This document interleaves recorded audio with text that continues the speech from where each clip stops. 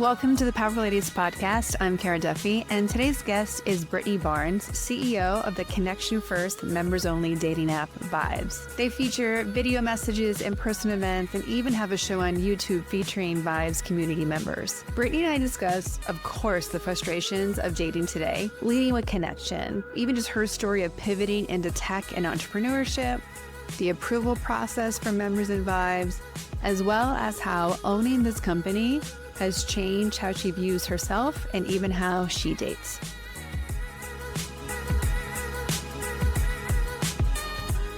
Welcome to the Powerful Ladies podcast. Thank you for having me. I'm so excited to be here.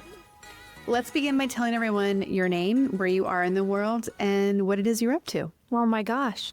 My name is Brittnee Barnes, and I am here in, surprisingly today, sunny Los Angeles. And I have recently had a career shift. I am now a co-founder and CEO of a dating platform called Vybes. You were working in brands before. Yes. We share, I was checking out on LinkedIn. We have a bunch of connections because we both come from launching things, creating things, and making sure they come to life. Yep. 100%. Yeah. I spent like the last 16, almost 17 years building consumer brands, like primarily in the apparel and lifestyle space. And I've always been very operationally driven, and I love building things from the ground up and figuring out how to make them work and kind of scale. I think my story is really about evolving from being a little bit, independent to more intentional, and career shifts can happen at any age, and it's been really exciting. You had a lot of safety and security in your career. Yep. And then you decide to make the leap into the unknown world of tech and creating an app. Yep. And I just keep thinking, like, you must have had like one horrible date that you were like, that's it. I have to change the entire system now.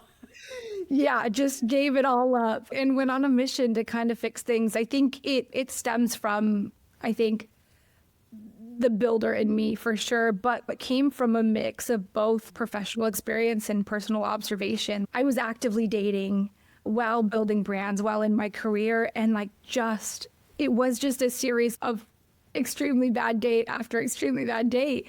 But I just noticed how inefficient and disconnected the dating experience had become. And from like a builder's perspective, I was like, I felt like it was a problem worth solving, and one that I wanted to also solve for myself and for like my friends, my family, everybody else who was on these apps and dating and trying to connect and find love. I was like, there's gotta be something better out there. Vybes coming into fruition, and it's just gave me the ability to really rethink about how people connect, and I've been able to really prioritize what is important to me and what I think is important to a lot of people, which is prioritizing that real interaction and chemistry like earlier on in the process. You see this time and time again, but in this day and age, with so much technology driving every moment of our lives, like there should be no reason to go on a bad first date anymore. Well, and you mentioned in one of the articles that you were someone who wanted to go from the app to real life as soon as possible. Yes. I'm the same way, and it scared so many men away because I was like, I don't want to do this chit chat thing. We're going to meet. We'll know instantly if we want to even be friends, let alone something more. Let's just go grab a drink, please, as soon as possible, because we're busy. I know a friend who committed 3 hours a day to being on the apps because she was so committed to finding a husband. Yeah.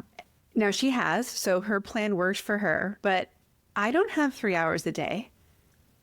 No, most people don't. And that's, I think, where we're really seeing like a burnout in this kind of day and age with apps. There's a level of exhaustion that is just absolutely peaked in the landscape, and people are tired, and it's so much input for so little output. You're spending hours so just swiping and messaging, and it happened to me. I had spent, on a personal level, I had spent probably 3 weeks all in, matched with somebody.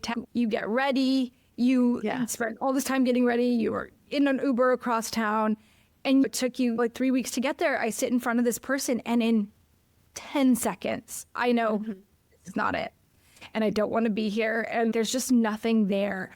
And then you have to sit through that date and you've wasted all of that time. And I'm just like, so that's kind of the thesis of what we're trying to build is like, how do we fix that? Because most apps these days are optimized for time spent on them. And we're sitting here being like, we want to optimize for time saved. We want to get you, like I said, from a swipe and a match to a solid connection quickly. And then that connection to a great first date, right? So we're trying to cut out all of the in between that really is just an absolute time suck. And I think that's where the fatigue and exhaustion really lies. So we've brought on that new feature called a vibe check, and it allows people, it services so many different things for so many different people in the community, whether you're actively working and you don't have a lot of time. It serves as a vehicle to just jump on and connect with people quickly.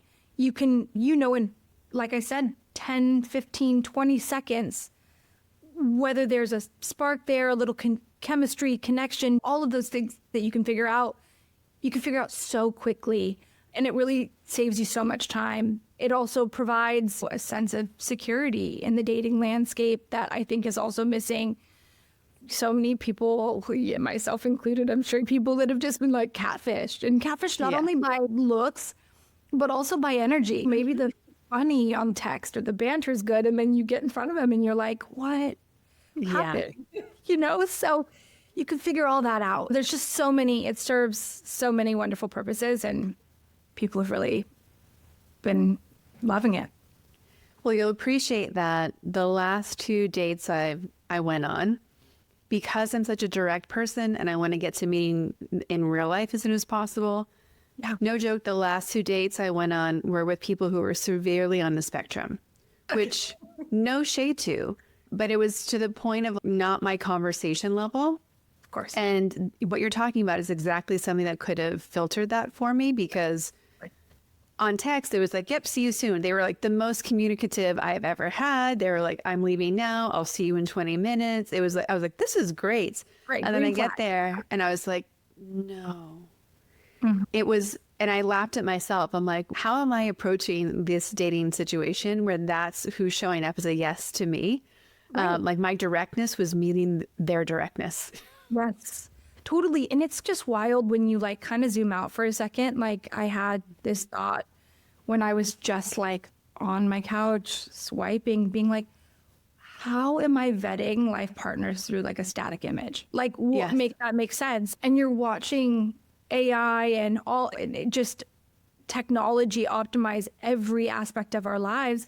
But I just feel like this is one thing where, sure, we can optimize, like I said, for time saved and having some efficient tools in place to help the process move along, but you can't generate chemistry and connection. I'm in the firm camp of there's a lot of AI matchmaking happening and like avatar to avatar, and it's taking the human element out even more.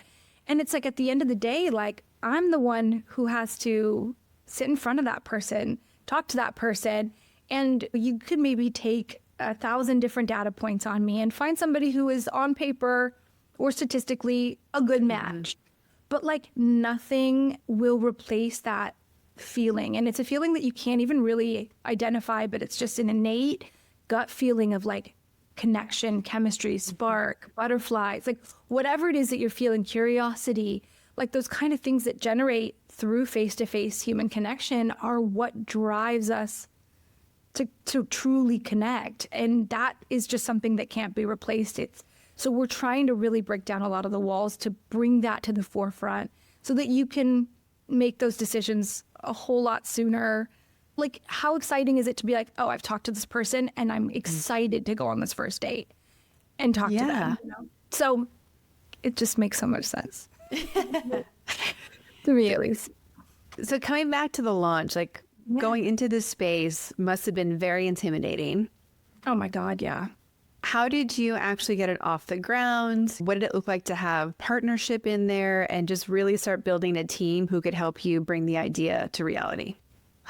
It's been a long road, and it's not been an easy one. There's a lot that translates to building a brand, and from my past experiences. And one thing we are doing with Vybes is we're not just building a product. Like, sure, the app is our base product that everything is centered around, but we're developing an entire ecosystem around that. We're building culture and community and change that helps drive the brand mission. So it's not just a beautiful product, it's everything else. So we've got these in real life events. We have a ton of different means of marketing. We've brought content creators onto our cap tables.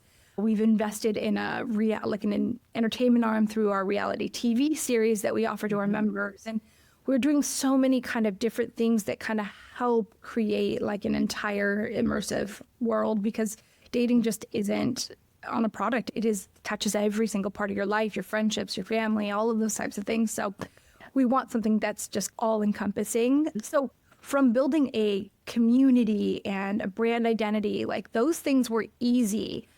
Mm-hmm. What was challenging is that both me and my two co-founders, Josh and Ollie, we are all non-technical founders. None of us have any technical chops, if you will. Mm-hmm. I can't code. And so it was really trying to build a product from a place of not having understood that language or how to build that. It was such a learning curve. Building from a non-technical place is good and bad, right? It's been, like I said, challenging to get the right CTO in place and the right dev teams in place and designers to help bring our ideas to life. And we've created such a wonderful team that has helped us build such a beautiful product. The other side to it is that we're building from a place that most people don't build from. A lot of these people building products are building from a technical place, an optimization place, a place of how to scale, how to grow.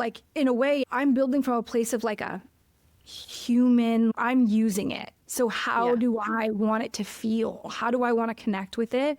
So I think that's been something that has been to our benefit. But yeah, building an app, not for the faint or the weak. No, for sure. It's tough. I've seen the app described as for Gen Z. Is it Gen Z specific or is it broader than that? It's so much broader than that. I'm 36, so I am not Gen Z, and I am very much on it. And like I said, I've built it for myself, but also you're seeing the next generation really wanting something different. They're the ones who are going to really drive this next generation of what apps look like. And we're hoping to be at the forefront of that. We are definitely focused on building something that's compatible for everyone, but Gen Z is really is a driving force in kind of the narrative of what we're trying to build, because they're just demanding so much realness and authenticity in the space. And it's something that we wanted to bring forward. So we're heck yeah, let's go. So it's not for just Gen Z, but they are a big part of the community. There's more people than ever who are trying to date, want to date, dating at different ages, different phases. And I think that there's an impression that a lot of these different apps are very intimidating. Yeah. It's, only for content creators. It's only for people who could be models if they chose to. It's only for people who, I remember I showed up on one date ages ago and the guy wasn't wearing a shirt. And I was like, what's happening? We did meet at a beach bar, but there should still be maybe a shirt on for the first meet appointment. So I think that there's this kind of gap of the illusion of what makes it look fun, sexy, and cool, and then the reality of who needs dates. How are you guys bridging the sizzle versus the who's really in the community? Our app is application-based. It is a membership-based community, if you will. We are selective in who we let in, but we're not hyper-exclusive, because we're vetting people on a multitude of criteria. What makes somebody attractive is so different to so many, right? So whether that's what you do in your free time, whether that's what you do in your career, your ideologies, all of these types of things that make somebody interesting, we pull from so much, because this isn't an app just about being hot or rich or well connected. And I know there are apps out there that definitely service just that demographic, but I don't know. We're just building something that that bridges both ends. You have something like Hinge or Tinder it services the masses, and it's really exhaustive to have to field so many candidates to get to one person that you actually are remotely interested in. And then on the other end, you have Raya, which is like a hyper exclusive app, which people love because every swipe is somebody attractive and whatever. But then at the other scale, you're getting people that are so exclusive that no one's really talking to each other and no one's really there to date. It's more of just a status thing at this point. We're trying to say, hey, there is a massive gap in between these. Trying to fill that, right? So we're trying to sit right in the center where we want you to feel confident when you get on that you're swiping with verified people, a great group of people. Maybe not everyone is for you. It's a broad range of people, but that it is vetted, that it is a more curated community. This isn't a numbers game anymore. I say that so often as well, but it really is, you're seeing a shift of quality over quantity, and we want to be able to provide that. And that also aids in time spent on the app. We want less swipes. We want faster connections. So anyways, a long-winded way of saying we are really trying to benchmark that center market where we're servicing still the masses, but in a slightly more curated way. I've always thought that the Powerful Ladies community should maybe have their own app, because I would trust the women who have been guests to only let great people in, because that's what you want. You want great people who have their act together enough. None of us do fully. So it's who have you vetted that I can trust, and who's interesting, and who would you let a sister or a girlfriend actually go on a date with. I'm really loving the Pitch My Friend events that are happening, because they're so fun. And like, what a great way to have some humor behind it, really understand a whole person. And when your friends are selling you, it's the best. We should probably do it for more things, like just have our friends pitch our businesses and everything else as well. Love it. I know. How are you guys thinking about are there some questionnaires? Do you have a whole team that's the approval process? Like, how are you evaluating who gets let in? Yeah, we are still pretty much manually evaluating people, and it's a really time-consuming process, one that we will eventually have to scale in terms of internal modeling. But right now we're in these early stages, and every choice, every member matters. Our application, and we want to make things efficient, so we don't have a large questionnaire that you fill out. The onboarding is pretty simple. And then we kind of just take a look. We do a verification, like an ID check, and make sure that you are who you are. And then you're required to give us your socials, and just making sure that you're a good person and that you have something to offer the community in some way. And if all that checks out, then you're in. But it is, right now, we are like vetting people on a manual basis. Which sounds a little bit fun. It is. It's great to have a bunch of co-founders, and my two co-founders are obviously male, I'm female. We all are coming at things from different angles. We're all different ages. We're all looking at different things in different ways. So it's nice to have that on the table. But like I said, attractiveness is measured in so many different ways. Somebody can care about somebody's career. Somebody can care about how much they make. Somebody can care about how they look. Somebody can care, are they close to their family? What are their religious beliefs or political beliefs? Whatever those are, that everyone's criteria is different. So you're really just vetting on so many different attributes. How has having this business changed how you're dating? Oh my gosh. Wow. Well, in all fairness, I haven't had as much time to date these days. I think it's restored a little bit of my faith in dating again. I'm watching people be so receptive to wanting to connect authentically. When I think as I continue to go down my career path, I'm building from such a place of authenticity now and alignment in myself. So I think I'm growing through this process, which it impacts how I build this business, how I grow, how I date. But yeah, no, it's just been really exciting, I mean, I think that entrepreneurship helps so many people like get to know ourselves at a deeper level. And you have to you can't be an entrepreneur if you're not also doing self-work. There's no way to do it otherwise. Yep. So it does bring up different things. I know a lot of people who I work with, their friend group and their social circle changes dramatically when they've launched a business. What they have time for, the conversations they want to have, what they're able to do. The quality over quantity goes up in such a crazy degree. Yeah. And then also the risks and the bravery and the courage and the curiosity all start shifting. People, I think, don't realize that when you're launching a business, you're like, no, we're not making money yet. Like, all this is happening out here, and I'm watching my savings just go like this, and we're waiting for that tipping point. Totally. I think that's like one thing that is really beautiful for people to know. And I've done a couple of kind of segments on this, but I think a lot of people, idealize and have not a very accurate version of what being a founder is. I think a lot of people glamorize founders years into them being one, where they've sold or raised millions, billions of dollars, and they're just coming into success.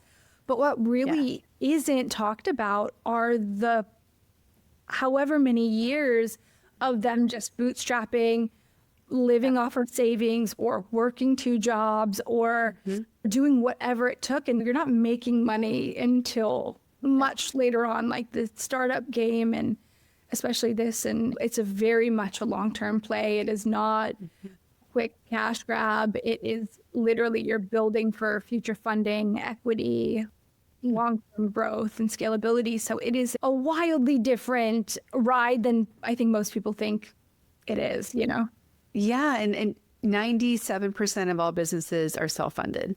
Yeah. 97. So like when we're looking at the 3% who have gotten funding, who have had equity partners, it's such a small percentage of the businesses that are out there that exist. Yeah. And a product-based business is so much harder than a service-based. I saw that you've had your own agency. I actually started my entire business coaching and strategy business to support another business, and now it's become the dominant one. Most entrepreneurs I know also you can't have one income stream because everything's working at different times. Yeah. It's this whole... A lot of balls in the air at once. You're wearing it. So, yeah. Yeah. But I think it speaks to the person who's making that leap, because it's so different than what we see out there. And there's so much more about your character that shows up. There's so many more long-term values being built and having to come up to the surface than you would have to engage in otherwise. Yeah, it was a massive shift to move from building for other people to building something of my own. I had a very comfortable career. So stepping away from that to start something from absolute scratch, it felt like such a natural next step, but it was also just, crazy. You can't really be prepared for it. You have that moment where you're like, oh my gosh, you have to trust your instincts and be decisive more than ever. I've always built, even in my consulting career, as well as when I was in-house for multiple brands, you're always building somebody else's idea and building alongside them. You really have to tap into your gut and intuition. And I think that's really taught me very quickly. Having perspective and having taste is so important. And you have to trust it.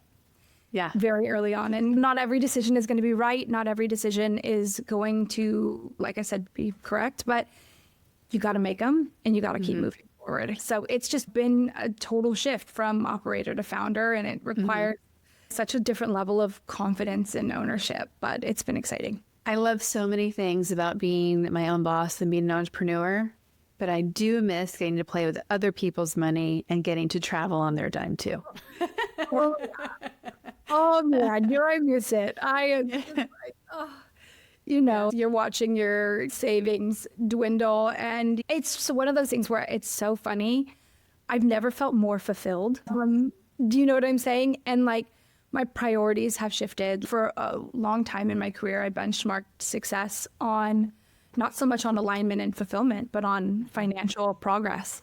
I was doing really well at that. And you start to hit a level in your career where you're like, this is not doing it for me anymore, and I'm comfortable. But I'm not feeling fulfilled. So I didn't just leap. This was like a very slow progression to where I was able to finally leave my apparel career behind and consulting behind and bring this on full time. But oh my God, I've like never been so financially stressed at times, but also so fulfilled. It's wildly different. It's like my whole life and everything I knew, it's done a 180, but in like the best way. I agree. I often tell people when they're debating making the leap and doing it, I go, all the things you're worried about now evaporate in a second. And then the only thing you're worried about is money. Yep. It sounds crazy, but like all the political stuff goes away, all the having to corral other people, it all disappears. And then you have one focus. We need to make money. That's it. Yep.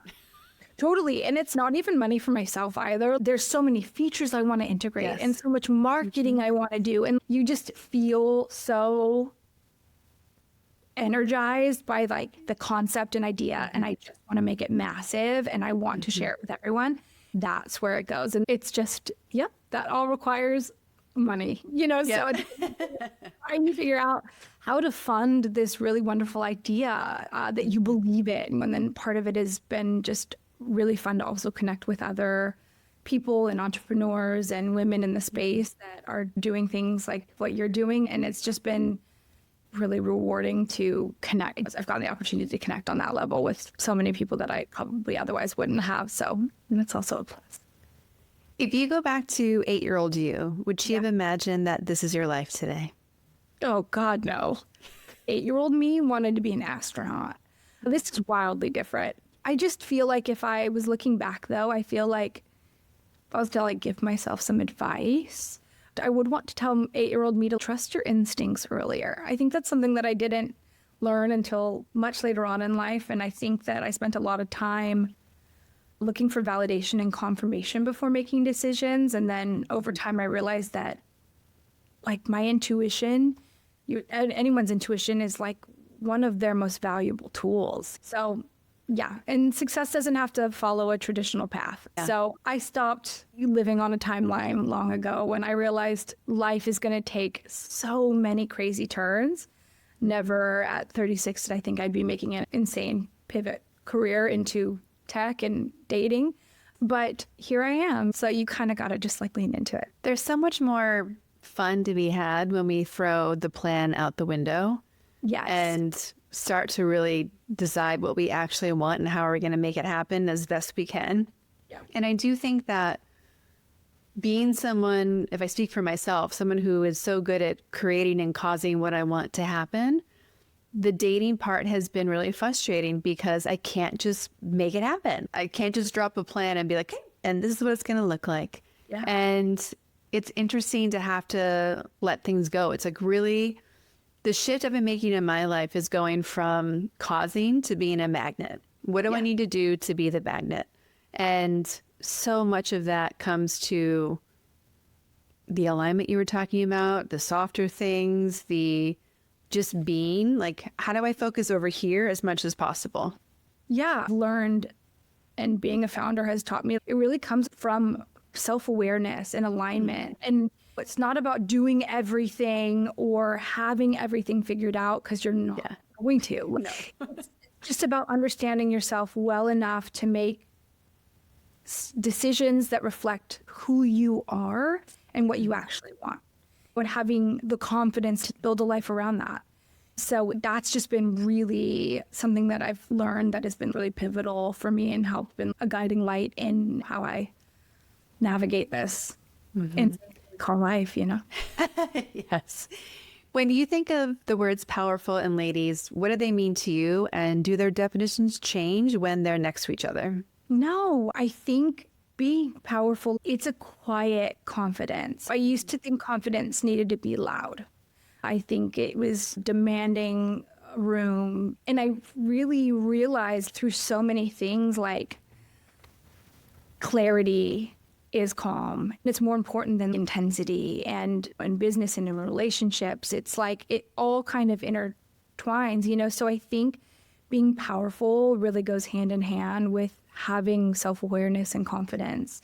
I think that's where your power is. And I think being a lady in that is just equally beautiful. I think it just amplifies our power when it comes from ultimately just having enough self-assurance to feel like any decision you make is just in alignment with the life you want to build and what you want to surround yourself with.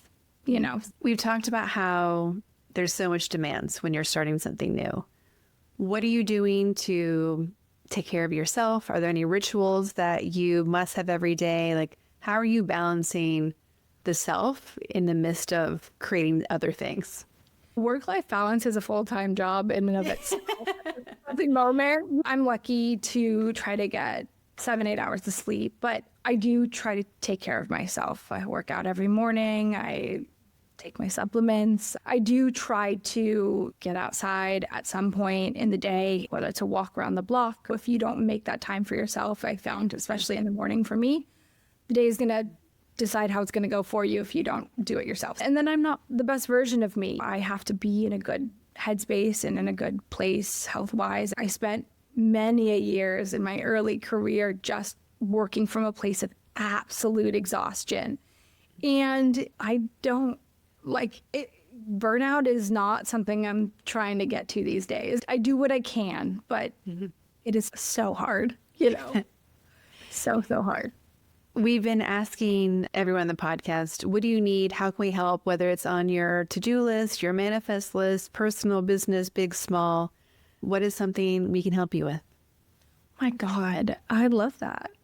I think just spreading the word about this app to people you love, friends, family, anybody in the space. I think that is like my single life's mission at this present moment, is just to make this big, and from a place of I have so much faith that it could really change things for people. I think a lot of what's been missing for so long in the dating landscape, I think a lot of humanity and connection has been lost. It's been traded out for gamification and quick wins and instant gratification and this lack of commitment and effort. And I want to bring it back, you know, like I want to get it back. And I think a lot of people feel that. I want that so bad for everyone. Well, for everybody who is craving that as well, yes. Where can they find the app, join, apply, and also support, follow you if they're potentially an investor or somebody else who'd love to contribute? Amazing. Yes. So both myself and the app are across all social media platforms. Personally, you can find me on Instagram, Brittnee.Barnes. I'm on LinkedIn, TikTok, all of the fun things. And then to download the app, to know more about the brand and Vybes, you could find us on the App Store and Google Play, Vybes Inc. Our website will take you to any of those download links, vybes.co, and then we're on all social media platforms as well. Vybes Inc. on social media or on Instagram, and Vybes on TikTok. And if you're needing some juicy TV, you can watch season 1 of our reality show hosted by Zach Justice. It's called Vybes Villa, and it's on his YouTube channel. And what's cool about that show is it's actual members of the app. Yes, that was really fun for us. That was a really fun creative venture. We want to let people connect in every modality possible, whether that's through our events, whether that's through the show, or whether that's through the app. We're really kind of trying to service connection in so many ways. But yeah, that was a really, really fun one. We took 10 of our members to start, but there was, I think, almost 15 in total on the show, but took them off the app, put them in a villa to kind of connect and find a chance at love and money. But it's fun. It's really, really fun to create. I am very excited that there is another possibility for finding actual connections out in this world. So thank you for making it. Of course.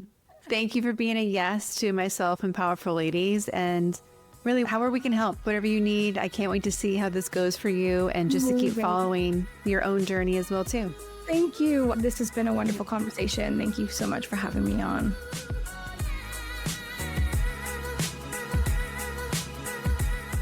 Thanks for listening to the Powerful Ladies podcast. If you enjoyed this conversation, please subscribe, leave us a review, or share it with a friend. Head to thepowerfulladies.com, where you can find all the links to connect with today's guest, show notes, discover episodes, enjoy bonus content, and more. We'll be back next week with a brand new episode and new amazing guest. Make sure you're following us on Instagram or Substack @PowerfulLadies to get the first preview of next week's episode. You can find me and all my socials at karaduffy.com. Until then, I hope you're taking on being powerful in your life. Go be awesome and up to something you love.